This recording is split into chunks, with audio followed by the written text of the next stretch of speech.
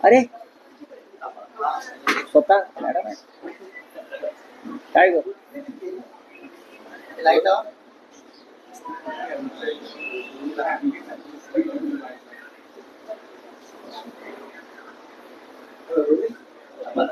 रावसाहेब, महागाई काही नियंत्रणात येत नाहीये. पेट्रोल डिझेलचे सीएनजीचे दर दर 2 दिवसांनी वाढता आहेत. एअरलाईन्स तोट्यात गेलेल्या आहेत. अनेक ठिकाणी फ्लाईट्स कमी करण्यात आलेले आहेत आणि हे संकट अजूनही वाढणार आहे. जर भारतात अजून 2 राज्यात निवडणुका असत्या, आणखी 2 राज्यात निवडणुका असत्या, तर कदाचित संकट वाढलं नसतं. जसं पश्चिम बंगाल सह आसाम, केरळमध्ये निवडणुका होत्या, तोपर्यंत प्रधानमंत्री आणि सरकार सांगत होतं की भारतीय जनतेला काहीही तोशीस पडणार नाही. 3 महिने पुरेल इतका आपल्याकडे इंधन साठा आहे. सर्व आलबेल आहे. निवडणुकांचे निकाल लागतात.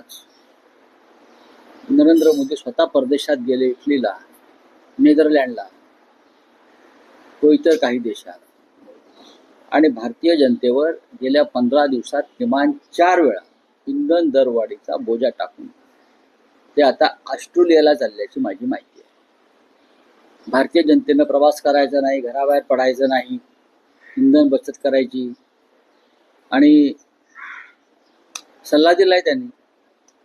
उन्हाळा वाढलाय, भरपूर पाणी प्या. काय भरपूर पाणी प्या. 17% पाणी शिल्लक आहे.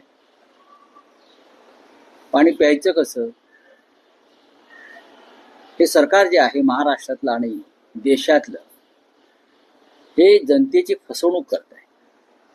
जनतेशी खोटं बोलत आहे. जनतेशी प्रामाणिक नाही. देशाची आर्थिक अवस्था अत्यंत गंभीर स्थितीला पोहोचली आहे, कोलमडली आहे. राहुल गांधी म्हणतात ते खरं आहे, या देशामध्ये आर्थिक तुफान येणार आहे आणि त्या सर्व उद्ध्वस्त होणार आहे.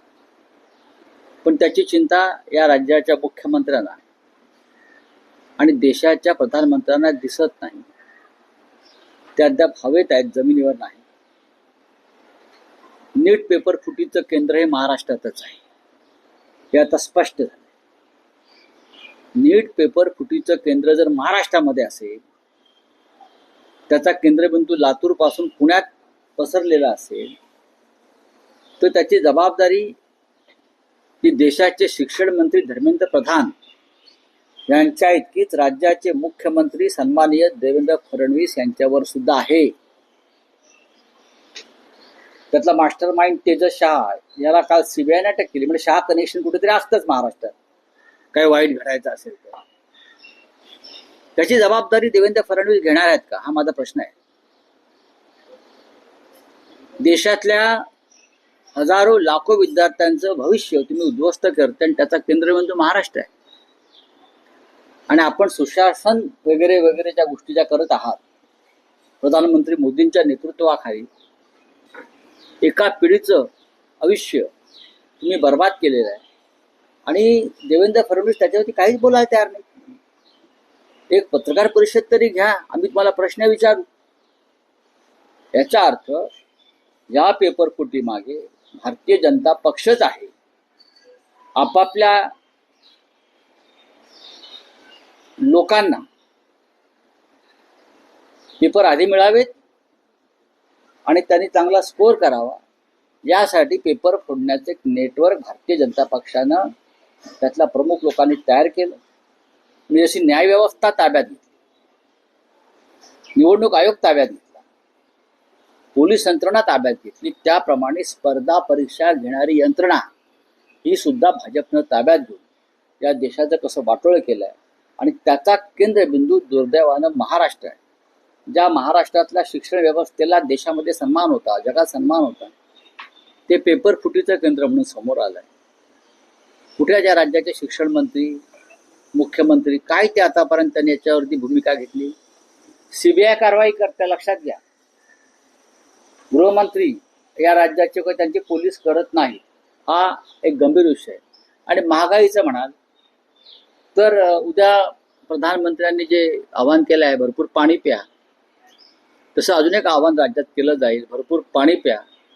पाणी प्यायलं की त्याचं आपोआप पेट्रोल होईल आणि ते पेट्रोल वापरा. कारण हिंदुत्व आहे ना त्यांचं नवीन, हे नवीन हिंदुत्व आहे, नवीन हिंदुत्व. आता महाराष्ट्रामध्ये वडापाव बरोबर काय येणार आहे? मत्स्यपाव. काय? मत्स्यपाव. हे नवीन नवीन फंडे काढायचे असतात. मत्स्यपाव, अमुक पाव, तमुक पाव. पण खिमा पाव खायचा नाही, कारण तो त्याचा संबंध मुस्लिमांशी आहे ना. काल या राज्यामध्ये मुस्लिमांच्या सणावरून जी दंगली व्हायचा प्रयत्न झाला, हे महाराष्ट्राच्या परंपरेला शोभत नाही. तुम्ही स्वतः मटणाची दुकानं चालवता, तुम्ही स्वतःच्या दुकानामध्ये मटण विकता, सगळे अर्ध्या मंत्र्यांचे हॉटेल्स आहेत. मग तुम्ही तिथे आता फक्त श्रीखंड पुरीच विका ना, काय विकू? महाराष्ट्र हा मांसाहारी आहे, लक्षात घ्या. महाराष्ट्र हा क्षत्रिय धर्माचं पालन करणारा छत्रपती शिवाजी महाराज हे क्षत्रिय मराठा. आणि तुम्ही महाराष्ट्रावर काय लादताय? अत्यंत चुकीच्या पद्धतीने महाराष्ट्राची दिशा सुरू आहे. पण सोसायट्यांमध्ये जर कुर्बानी बकऱ्यांची दिली जात असल्यास त्याची परवानगी दिली जात असेल, काय सोसायट्यांमध्ये जर नाही बघा, ह्याच्यावरती गृहमंत्र्यांनी पोलीस आयुक्तांनी बसून तोडगा काढायला पाहिजे होता. बळी तर आम्ही देतो ना, महाराष्ट्रातलं सरकारच बळी देऊन आलेलं आहे. महाराष्ट्राचं सरकार देवळात बळी देऊन आलेलं आहे, हे माहिती आहे का तुम्हाला? 55 रेडे कामाख्य देवीच्या मंदिरात कापले गेले, ही कुर्बानीच आहे ना. त्या कुर्बानीवर सुद्धा आपण आक्षेप घेतला पाहिजे. आमचा आक्षेप आहे या अंधश्रद्धेला. 55 रेडे कापून जे सरकार सत्तेत आलेलं आहे, ते दुसऱ्यांच्या कुर्बानीला विरोध करत आहे. हा मानसिक गोंधळ आहे, हा मानसिक गोंधळ आहे. महाराष्ट्रामध्ये मांसाहार होणार आणि मांसाहार केला जाईल, ठीक आहे. पद्धतीमध्ये काही बदल होऊ शकतात, पण आधी जे मुसलमानांच्या कुर्बानीला विरोध करतायत त्यांनी आधी जे 55 रेडे कापून, ते पण मंदिरात सत्तेवर आले, त्यांच्याबरोबर आपण बसलेला आहात, त्या कुर्बानीला सुद्धा विरोध केला पाहिजे तुम्ही, हे माझं मत आहे. पण राऊतसाहेब, तुम्ही जेव्हा मुख्यमंत्र्यांच्या धोरणांवर किंवा भूमिकांवर टीका करता, तर दुसऱ्या बाजूला तुमच्या पक्षाचेच आमदार मिलिंद नार्वेकर असतील किंवा तुमच्या पक्षाचे नेते आदित्य ठाकरे हे मुख्यमंत्र्यांचं अभिनंदन आणि कौतुक करतायत. विषय महापालिकेचा जरी असला, रक्तपेढ्यांचं खासगीकरण, हॉस्पिटलचं खासगीकरण, मिलिंद नार्वेकर मध्यरात्री मुख्यमंत्र्यांना इत्यंभूत माहिती देतात. मुख्यमंत्री तो प्रस्ताव महापालिकेत नॉट टेकन करायला लावतात आणि आदित्य ठाकरे त्या विषयावर प्रेस घेतात आणि मुख्यमंत्र्यांचा आभार मानतात आणि तुमचे आमदारही आभार मानतात. ते म्हणतात सत्ताधारी आणि विरोधक हे आता महापालिकेत भ्रष्टाचार मुक्त आणि स्वच्छ कारभार. चुकीचं काय आहे? महापालिकेत जर भ्रष्टाचार सुरू असेल आणि तो मुख्यमंत्र्यांच्या निदर्शनास आणला असेल आणि मुख्यमंत्र्यांनी त्याच्यावर कारवाई करून ते थांबवलं असेल, तर अशा प्रसंगामध्ये मुख्यमंत्र्यांचं स्वागत करावंच लागेल किंवा सत्ताधाऱ्यांचं स्वागत करावंच लागेल. मी नीटच्या माध्यमातून, जग हा देशभराचा विषय आहे, महाराष्ट्र केंद्रबिंदू आहे, अशा वेळेला जबाबदारी मुख्यमंत्र्यांची नाही का? सीबीआय येऊन कारवाई करते. पण इतकं मोठं कांड परीक्षा स्पर्धेतलं सुरू असताना महाराष्ट्र पोलीस, राज्याचं गृहमंत्रालय हे अनभिज्ञ आहे. ह्याच्यावरती जर आम्ही बोललो तर ते मुख्यमंत्र्यांवर टीका होत नाही, ती शासनावर टीका आहे.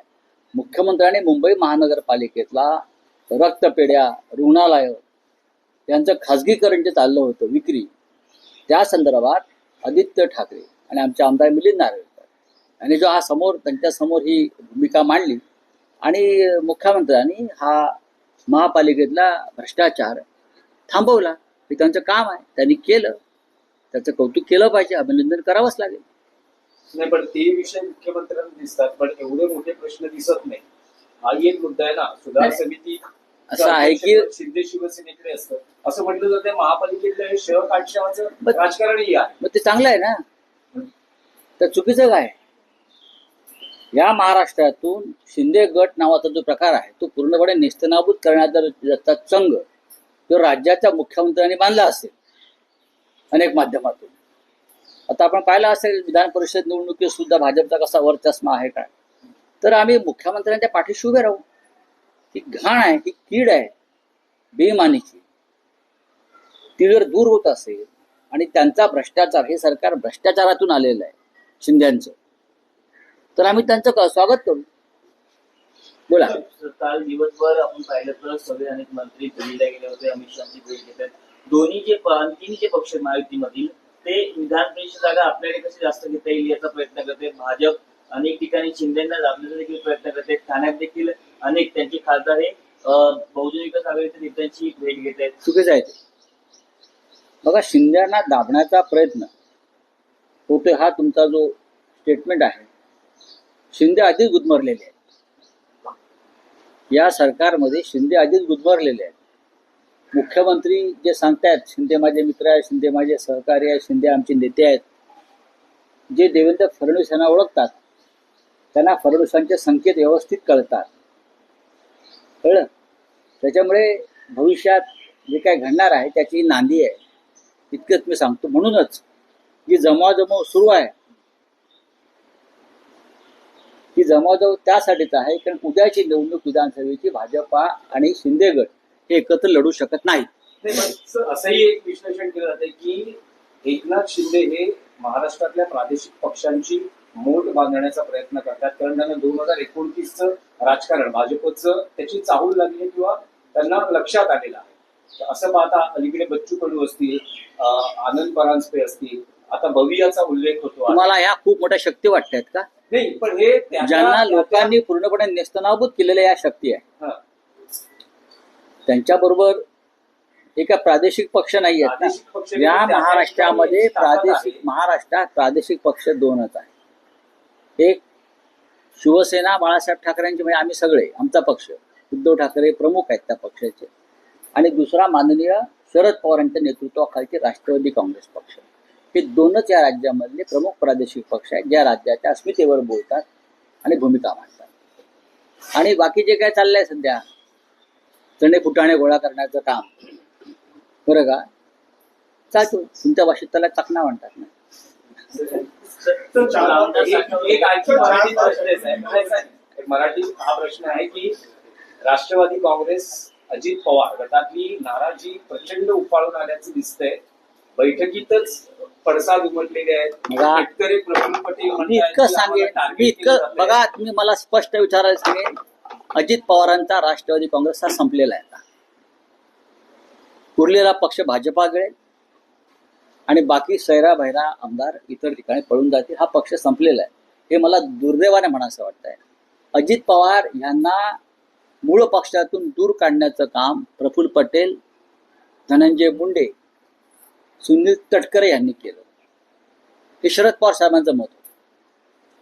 अजित पवारचं डोकं फिरवणारी ही माणसं आहे, बरोबर आहे.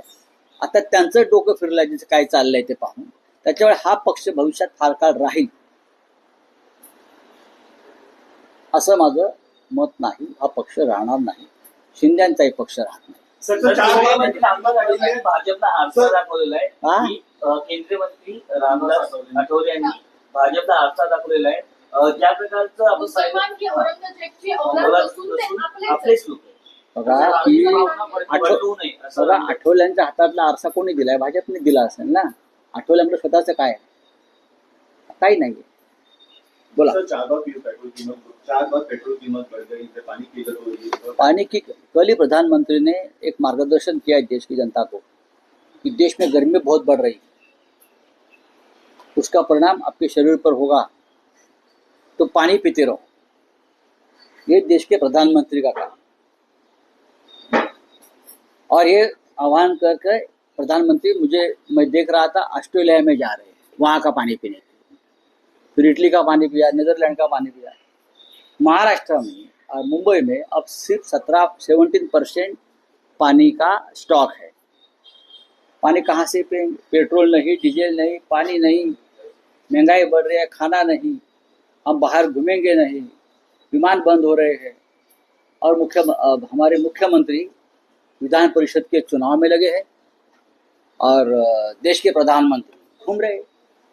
हम क्या करेंगे, जनता क्या करेंगे? सर, ईद को लेकर जिस तरह से लगातार बीएमसी की तरफ से या सरकार की तरफ से एक्शन लिया जा देखिए, ये एक राजनीति का विषय है, धार्मिक राजनीति, धर्म की राजनीति, वो स्प्लिट करना चाहते हैं और आने वाले विधानसभा लोकसभा चुनाव तक इस मामले पर बार बार तनाव पैदा करके दो धर्मों में चाहे एक दंगा भी करा सकते। तो ये उनकी हमेशा की एक चाल है। ये जो लोग बोल रहे हैं कुर्बानी के बारे में, महाराष्ट्र में कामाख्या देवी मंदिर में कितने कुर्बानी दी हमारे ये लोगों ने,